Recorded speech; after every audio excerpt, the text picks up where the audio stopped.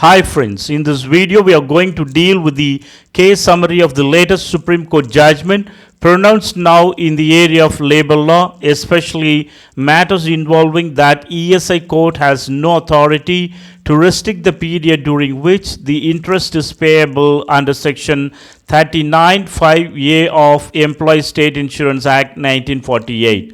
To know more about it, please watch this video fully. If it is helpful to you, please like, share and comment, and never forget to subscribe to it, and further click on the bell icon next to the subscribe button. In the important judgment titled The Regional Director or Recovery Officer and Another versus NITINBHAI VALLABHAI PANCHASARA pronounced on 17th November 2022, the authorities sent demand notice to the respondent organization demanding money for specific period. Being dissatisfied, the respondent filed ESI application and it was rejected by the ESI Court. Thereafter, the authority passed an order covering the respondent under the provisions of the ESI Act and the same was challenged.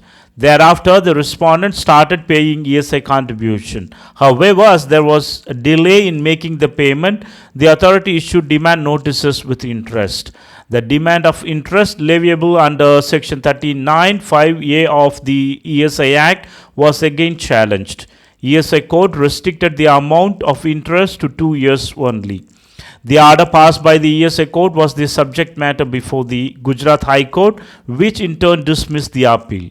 Being aggrieved, the present appeal has been filed with an issue posed for consideration, and it is whether the ESI Court was justified in restricting the levy of interest under Section 39(5)(a) for a period of 2 years only.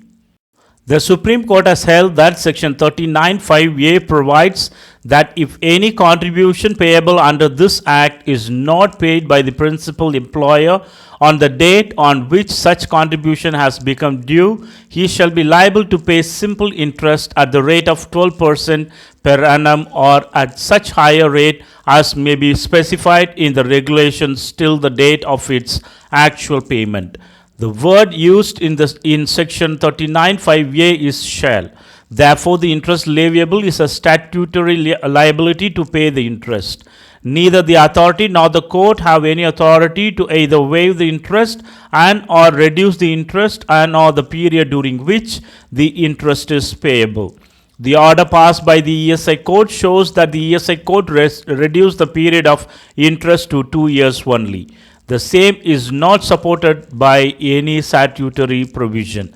Section 39(5)(a) provides that the liability to pay the interest is from the date on which such contribution has become due until the date of its actual payment.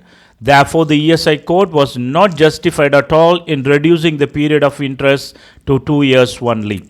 The respondent was liable to pay the interest under Section 39(5)(a) from the date on which the contribution became due and payable until the date of actual payment. Further, the ESI Court erred in relying upon the case of Employees State Insurance Corporation versus HMT Limited and another, reported in 2008 3 SCC 35, while considering the levy of interest under Section 39(5)(a).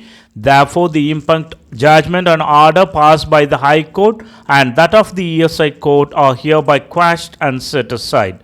The respondent is liable to pay the interest under Section 39(5)(a) from the date of contribution due and payable till the actual payment.